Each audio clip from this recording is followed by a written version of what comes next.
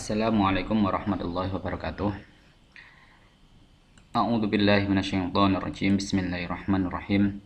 Alhamdulillahilladzi yahdina bi taufiqihi wa hidayatihi wa asyhadu an la ilaha illallah wahdahu la syarikalah wa asyhadu anna Muhammadan abduhu wa rasuluhu la nabiyya ba'dah. Amma ba'd. Pada para mahasiswa yang saya banggakan, dalam kesempatan kali ini saya akan membahas terkait dengan integrasi ilmu-ilmu sosial dengan hadis Nabi. Oke. Namun sebelumnya, mari kita awali pertemuan ini dengan bacaan suratul Fatihah bersama, dengan harapan semoga kita bisa mendapatkan ilmu yang berkah dan manfaat dari Allah Subhanahu wa taala. Amin Allahumma amin. Al-Fatihah. A'udzubillahi minasyaitonir rajim. Bismillahirrahmanirrahim. Alhamdulillahirabbil alamin. Arrahmanirrahim. Maliki yaumiddin. Iyyaka na'budu wa iyyaka nasta'in. Shiratal mustaqim. Shiratal ladzina an'amta 'alaihim ghairil maghdubi 'alaihim waladdallin. Oke, terima kasih.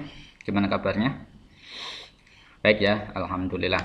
Nah, terkait dengan integrasi ilmu-ilmu sosial dengan hadis Nabi ini berdasarkan dengan realitas bahwa keberadaan teks hadis itu sendiri dan ilmu hadis itu mengada dalam proses interaksi sosial di masyarakat seperti penjelasan dua pertemuan kemarin ya. Jadi mengadanya teks hadis itu tidak serta-merta ada begitu saja, begitu juga ilmu hadis langsung secara tauqifi langsung ada, nggak bisa tanpa melalui proses yang panjang. Nah begitu, karena sifatnya yang sangat dinamis seperti itu, yang selalu berkaitan dengan interaksi manusia, maka mau tidak mau hadis ini juga bisa didekati dengan ilmu-ilmu sosial. Nah, apa saja itu Pak ilmu-ilmu sosial? Ilmu-ilmu sosial itu banyak sekali nggih. Termasuk ilmu sosiologi, ilmu antropologi, ilmu psikologi, ilmu linguistik. Nah, linguistik itu kebahasaan karena itu bagian dari budaya. Nggih, budaya dari masyarakat. Nah, terus juga ya ilmu yang lain lah nggih. Antropologi, sosiologi, fenomenologi dan seterusnya itu termasuk bagian dari ilmu-ilmu sosial. Kenapa kok harus berkaitan dengan ilmu-ilmu sosial, Pak? Nah, begini. Ilmu-ilmu sosial itu kan yang berkaitan dengan masyarakat, pasti berkaitan dengan masyarakat. Mau tidak mau, ilmu sosial itu berangkat dari realitas masyarakat. Ya, jadi ilmu agama itu pasti akan berkaitan dengan masyarakat. Gak mungkin ilmu agama itu kemudian terpisah secara sendiri-sendiri. Tetapi dia harus terintegrasi dengan ilmu-ilmu agama. Ya. Nah, kenapa kok begitu? Begini, selama ini kalau kita mengkaji Quran maupun hadis, ya, itu selalu berkutat pada persoalan yang sangat teologis. Ya, teologis karena sentralnya itu adalah teosentris ya, teosentris. Jadi bagaimana kita ini berusaha untuk mendekatkan diri kepada Allah, menyembah kepada beliau dan urusannya nanti agar bisa masuk surganya beliau. Akan tetapi bagaimana praktiknya? Ternyata Allah ketika mau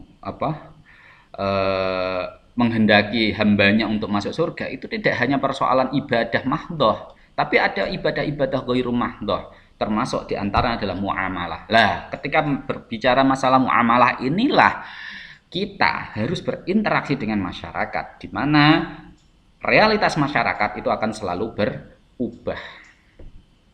Nah, berubah ini loh yang agak susah untuk kita terapkan sama persis apa adanya.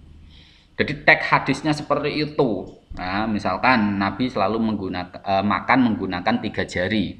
Iya, teksnya memang seperti itu. Tetapi apabila dibawa ke konteks Indonesia yang suka makan soto kan nggak bisa. Karena masyarakatnya beda, struktur masyarakatnya beda, pola cara makan mereka sudah berbeda. Itu baru cara makan, belum lagi cara interaksi. Nah ini cara masyarakat. Kita memahami struktur masyarakat yang akan selalu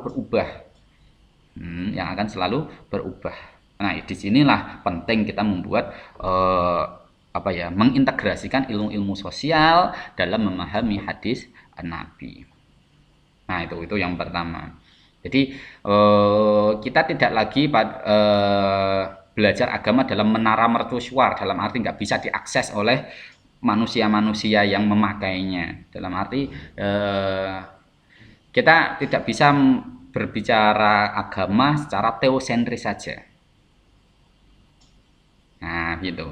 Kita tidak bisa berbicara agama teosentris saja. Tetapi kita juga tidak bisa berbicara agama antroposentris saja.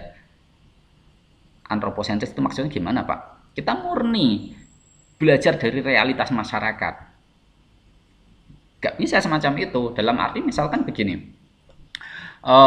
APM masyarakat di situ dia melakukan ibadah yang bagaimana?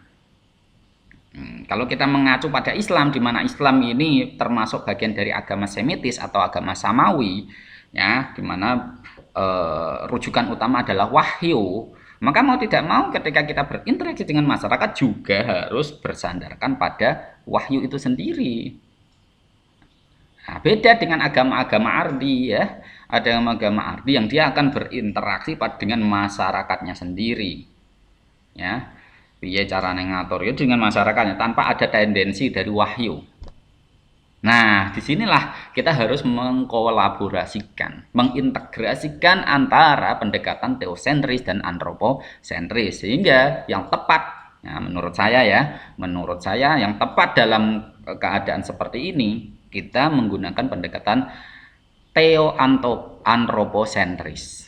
Ya, jadi kita mengkombinasikan antara wahyu dengan pendekatan-pendekatan sosial yang berkaitan dengan masyarakat. Nah, di sini jadi realitas masyarakat itu akan selalu berubah. Sedangkan kita juga berdasarkan pada wahyu. Oke, mungkin kita masih mengamini kalau hadis, ya, itu setidaknya masih menyimpan unsur-unsur wahyu atau mengandung unsur-unsur wahyu, sehingga kita harus mengkolaborasikan, mengintegrasikan antara teks hadis itu sendiri dengan realitas sosial di masyarakat, ilmu-ilmu sosial termasuk, ya, diantaranya seperti itu. Nah, terus bagaimana Pak dengan ilmu-ilmu sosial itu sendiri? Nah, ini nanti lebih jelas bisa dibaca dalam tulisannya Pak Beni Ahwaldi. Ini kebetulan teman saya yang sekarang jadi dosen di UIN Maulana Malik Ibrahim Malang, ya, dosen Malang ini. Dulu teman saya sekelas ini. Nah, dia di dalam sini nanti dijelaskan banyak, ya. Jadi ada kalanya terkait dengan natural science, ada social science, ada humanity, dan yang lain-lainnya. Bahkan sampai diberikan contohnya. Jadi pada intinya begini, kalau kita berbicara secara epistemologinya, ya. Jadi dalam melihat realitas, ya. Ini kalau kita berbicara filsafat itu kan gini. Kebenaran itu akan dinilai benar apabila sesuai dengan realitasnya. Nah, ini pandangannya Aristoteles seperti itu, beda dengan pandangannya Plato, ya. Beda. Kita merodok masuk filsafat sidik lah, ya. Nah, Aristoteles itu akan berangkat kebenaran adalah yang sesuai dengan realitas fakta. Oke. Nah, sehingga ketika pandangan Aristoteles semacam ini kemudian dikembangkan oleh para pengikut madhab empirisism, oke. Nah, dalam ilmu eksakta otomatis dia akan mengamini, menerima konsep itu. Jadi apa yang sesuai dengan realitas, misalkan kalian melempar bola ke udara, set, habis itu jatuh, tek. Kemudian mengulang kembali, kasusnya sama, dia akan jatuh kembali. Kemudian dirumuskan, ada semacam gravitasi bumi. Itu ilmu eksakta. Dia. Coba ini diterapkan pada selain bola, misalkan saya lempar batu, ternyata kejadiannya sama, jatuh ke bawah. Coba dihadapkan dengan yang lain, misalkan kursi, misalkan, wah roda abot Pak, ya serapopo sempatnya dilempar, ternyata jatuh juga. Ini empiris, kebenaran empiris itu akan selalu sama, ya, diterapkan kemanapun sama. Nah, ini menjadi sebuah kebenaran yang pasti bagi penganut madhab empirisism. Jadi kebenaran adalah yang semacam itu. Nah, Namun ketika ini diterapkan di manusia, ternyata kejadiannya berbeda. Nggak bisa selalu sama. Nggak bisa ini selalu sama. Contohnya gimana? Misalkan begini, oke, hadis Nabi menyatakan Nabi itu suka ketika untuk menghormati orang lain itu pegang jenggotnya, ya, dipegang jenggotnya. Sementara orang sana itu kalau dipegang kepalanya dia marah, kan begitu. Dia sebutkan seperti itu. Jadi, nah, orang Arab, ya, orang Arab itu ketika dipegang jenggotnya itu mereka merasa bahagia, merasa terhormat. Maka semakin panjang jenggotnya itu maka kemuliaannya semakin tinggi bagi orang Arab. Oke, jadi Anda pegang jenggotnya mereka merasa terhormat. Coba itu diterapkan di masyarakat Jawa. Pegang jenggotnya kira-kira masih merasa terhormat atau malah justru merasa terhina? Pasti akan merasa terhina karena ini bagian dari pelecehan. Nah, jadi kasus yang sama tetapi diterapkan pada manusia yang berbeda, ternyata kejadiannya berbeda. Wah, berarti yang benar yang mana? Nah, ini. Jadi ternyata kebenarannya tidak mutlak. Ternyata kebenaran terkait dengan empirisisme tadi ketika dihadapkan pada manusia, ternyata kebenarannya bersifat relatif. Nggak bisa sama persis. Waduh, kok relatif seperti ini ya? Nah, ini. Jadi makanya ketika kita memahami sebuah hadis, kita juga harus tahu konteksnya. Lah ini, ini pendekatan sosial. Nah, maka dalam pandangan seperti inilah kemudian dirumuskan oleh Auguste Comte, tulisannya Auguste Comte, ya, itu sebagai fisika sosial. Ya, fisika sosial. Karena berbicara tentang ilmu eksakta yang dalam tataran ilmu sosial ternyata tidak bisa pasti. Nah, maka Auguste Comte itu kan disebut sebagai bapak sosiologi, ya. Nah, sekalipun ada yang lebih awal, Ibnu Khaldun. Ya, Ibnu Khaldun dalam kitab Muqaddimahnya itu sudah menjelaskan lebih banyak terkait dengan itu. Jadi bagaimana ketika struktur sosial masyarakat ini dihadapkan pada masyarakat-masyarakat tertentu. Nah, ini berbeda ini. Nah, nanti baca kitab Al-Muqaddimahnya Ibnu Khaldun. Jadi dalam ilmu-ilmu sosial, sebuah kebenaran itu tidak bisa dipukul rata, sama persis, pokoknya kui benar. Lihat dulu masyarakatnya bagaimana. Nah, ini. Nah, maka ketika kita memahami pembelajaran hadis ini, memahami teks hadis, maka kita tidak bisa serta-merta mengabaikan kebenaran sosial. Jadi hadis ada yang bisa dikontekstualisasikan di masyarakat A, tapi belum tentu bisa dipraktikkan dalam masyarakat B. Oke, hadis Nabi menyatakan Nabi itu paling suka ketika sholat menggunakan baju putih. Ya, baju putih, baju hijau. Oke. Tapi di situ prinsipnya itu kan khudu zinatakum inda kulli masjid. Konsepnya zina itu perhiasan, ya. Zina itu bagi masyarakat Arab, ya, itu memang memakai baju putih, sorban. Sorban? Apa itu jenenge? Jubah. Nah, jubah. Memakai jubah. Karena memang pakaian adat mereka itu, zinahnya mereka itu baju putih itu. Baju hijau, ya. Dan yang lain-lainnya itu. Tetapi zinah bagi orang Jawa itu bisa saja sarung, ya, baju muslim atau baju batik misalkan. Itu bagian dari zinah dia, bagian zinah atau perhiasan bagi masyarakat Muslim Jawa. Berarti ketika dia menggunakan baju batik pakai sarung untuk melakukan sholat, ya wajar, ya, karena prinsip utamanya dalam sholat itu kan bukan pada persoalan fisiknya, casingnya, ya, tapi bagaimana dia itu memakai zinah, perhiasan dalam sholatnya. Nah, seperti itu. Nah, ini terkait dengan pemahaman. Nah, ini nanti di sini ada pemahaman, konsep pemahaman hadis. Jadi ketika kita berbicara konsep pemahaman, maka akan lebih dalam, ya, tidak hanya sebatas syarah, ya. Jadi memang, ya, kalau kita mempelajari ilmu hadis itu kan ada kalanya syarah, ma'anil hadis sama fiqhul hadis. Semisal kita gabungkan atau kita tarik benang merahnya dari ketiga hal tadi, syarah, ma'anil hadis, dan fiqhul hadis, ini berkaitan dengan pemahaman understanding. Tapi titik tekannya berbeda-beda. Gimana Pak? Gini, kalau syarah itu hanya menjelaskan penjabaran dari tekstual itu sendiri. Teksnya itu bagaimana? Ya, jadi dia hanya menjelaskan pada pemaknaan tekstualitasnya. Paling misal ditambah ya asbabul wurudnya, ya asbabul wurud dari hadis itu sendiri. Nah, berbeda dengan ma'anil hadis. Ma'anil hadis itu dia mencoba untuk memahami hadis itu lebih luas lagi. Ya, ada asbabul wurudnya. Dia juga terkait dengan linguistiknya. Dia juga akan melihat makna am, makna khos. Itu gitu.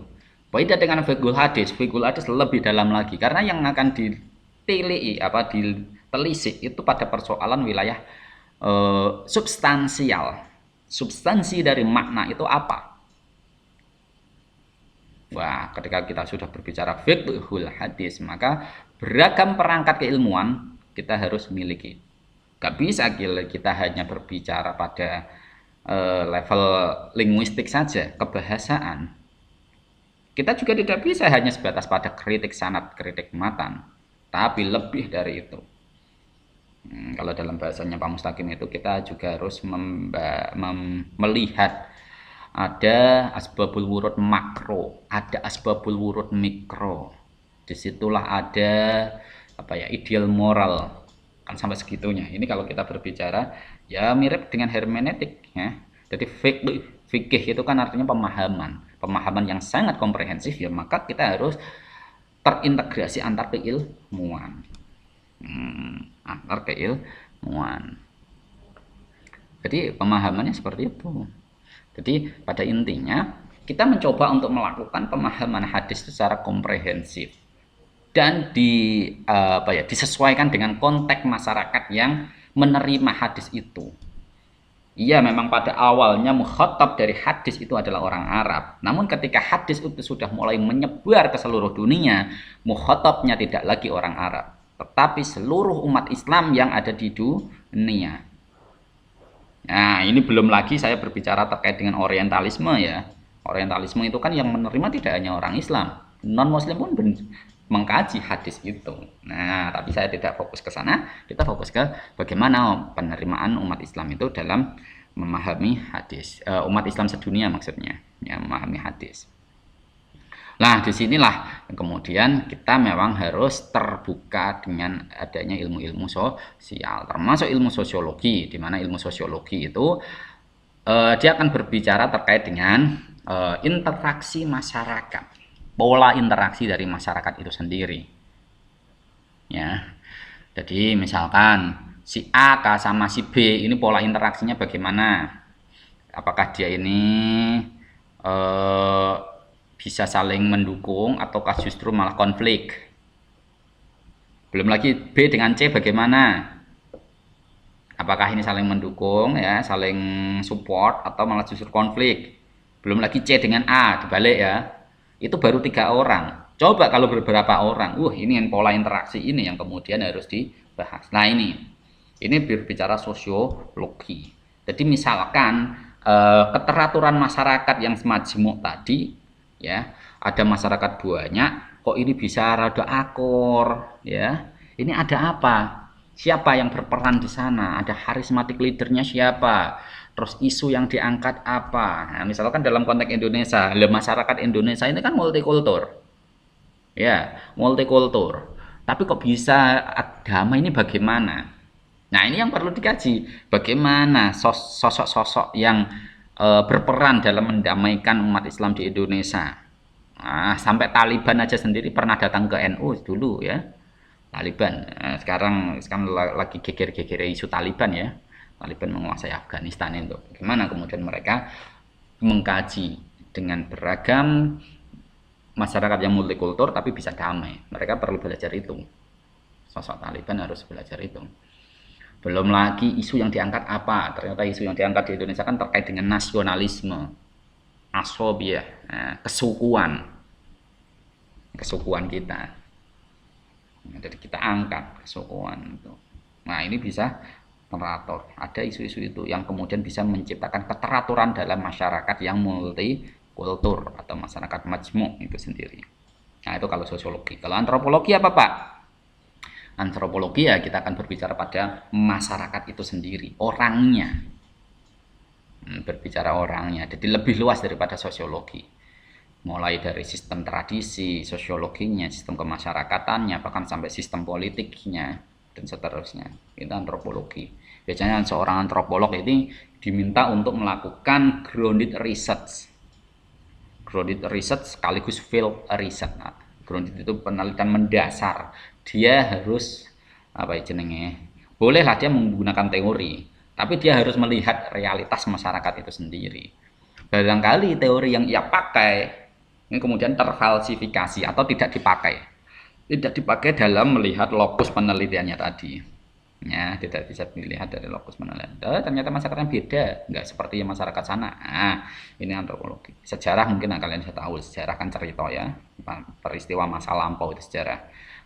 Psikologi terkait dengan sikap ya, terkait dengan attitude, termasuk terkait dengan apa ya, pokoknya tentang diri seseorang.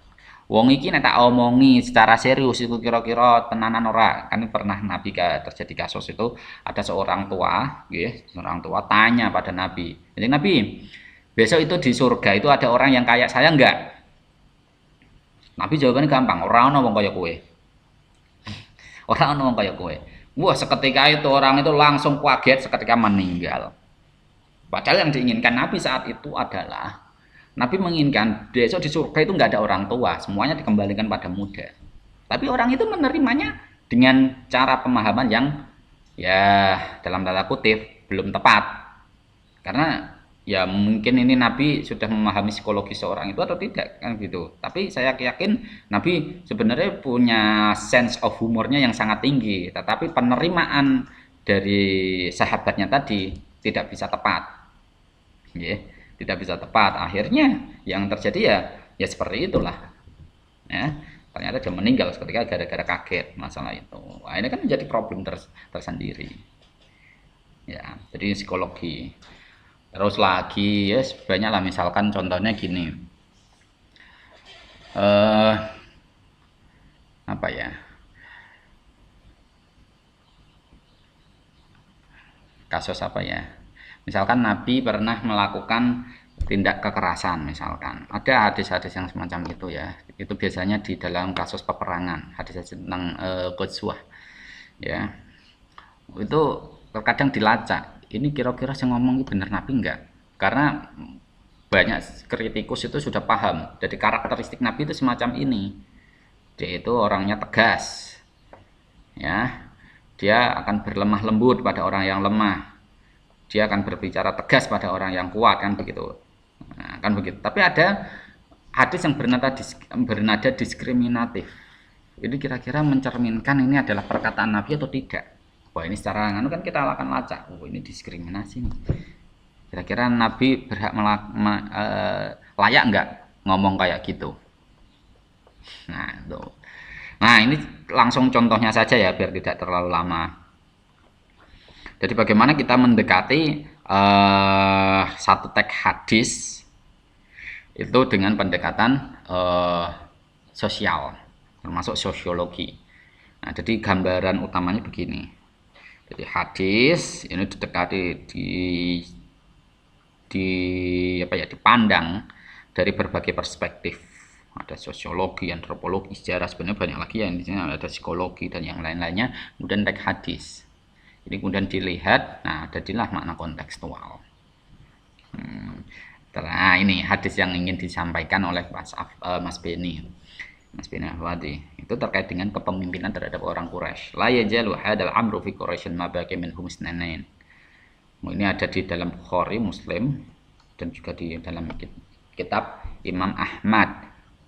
Itu disebutkan, jadi orang-orang yang ada di dunia ya itu kira-kira akan berjaya apabila dipimpin oleh seorang Quraisy, meskipun dia hanya 2 orang Oke, apakah kemudian kita bawa ke konteks Indonesia, hadis ini relevan terhadap orang Indonesia? Wong Indonesia dipimpin teko orang Quraisy. Siap nggak?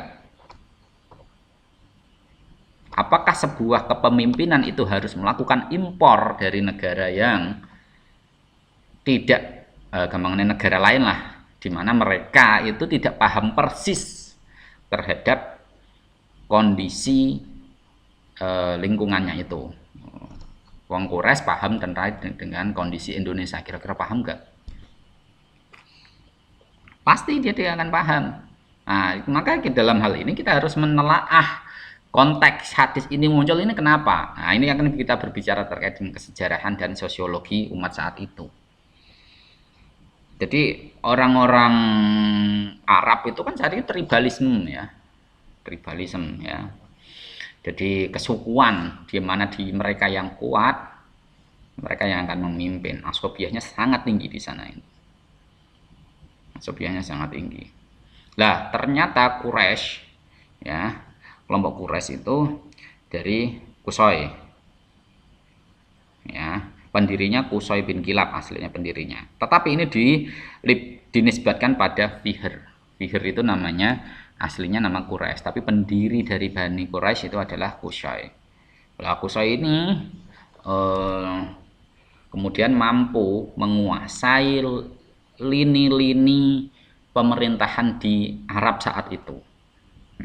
Banyak ya, mulai dari penjagaan Ka'bah, terus memberikan penghormatan terhadap tamu-tamu kafilah-kafilah itu, terus bahkan pada urusan perang, bahkan urusan yang lain lah, itu semuanya kebetulan dari kelompok Quraisy.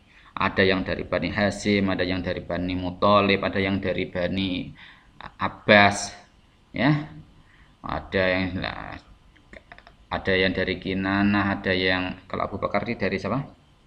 Adi ya, Al-Adi ya, itu semuanya dari Quraisy semuanya. Nah, di saat Quraisy itu kemudian menguasai Arab, bahkan sampai pada Nabi Muhammad SAW sendiri itu menguasai Arab.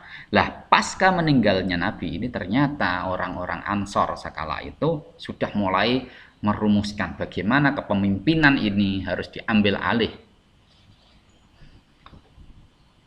Nah, harus diambil alih. Tapi pada waktu itu langsung kemudian diprotes oleh kelompok muhajirin, termasuk Abu Bakar, Umar, dan yang lain-lainnya itu. Kemudian dirapatkanlah kembali dan dimenangkan secara aklamasi oleh Abu Bakar. Ini dari kelompok Quraisy juga. Setelahnya juga Umar dari kelompok Quraisy juga. Ini bagian dari untuk menjaga stabilitas politik saat itu. Coba andaikan kelompok suku yang tertinggi ya, yang paling unggul misalkan dia tidak bisa menguasai itu, sementara dalam wilayah itu mayoritas berisi suku-suku itu, kira-kira stabilitas politik di situ itu bisa lancar nggak, aman nggak? Ibnu Khaldun sendiri sudah mengatakan begini, jadi suatu sistem politik ya, suatu sistem politik di berbagai tempat itu kebanyakan menggunakan sistem asobiyah.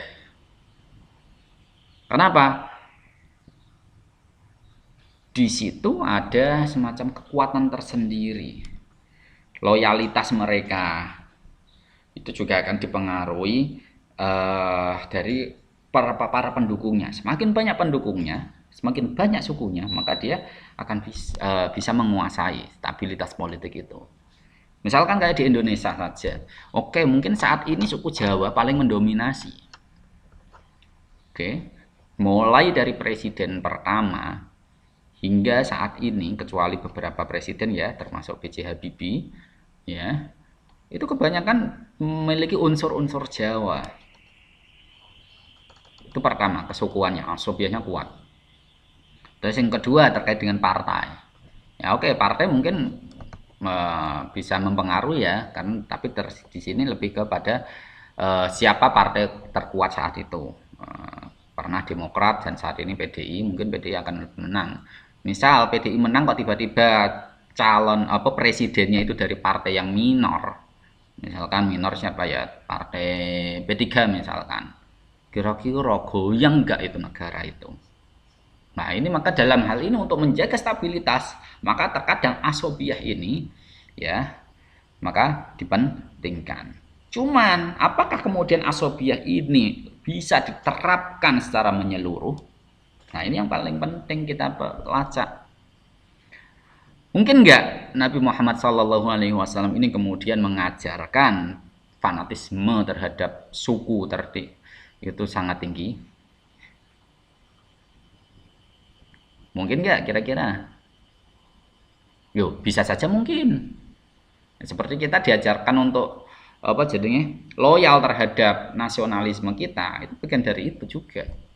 Tetapi bagaimana untuk mengakomodir kelompok-kelompok minor? Nah ini juga penting kita lacak.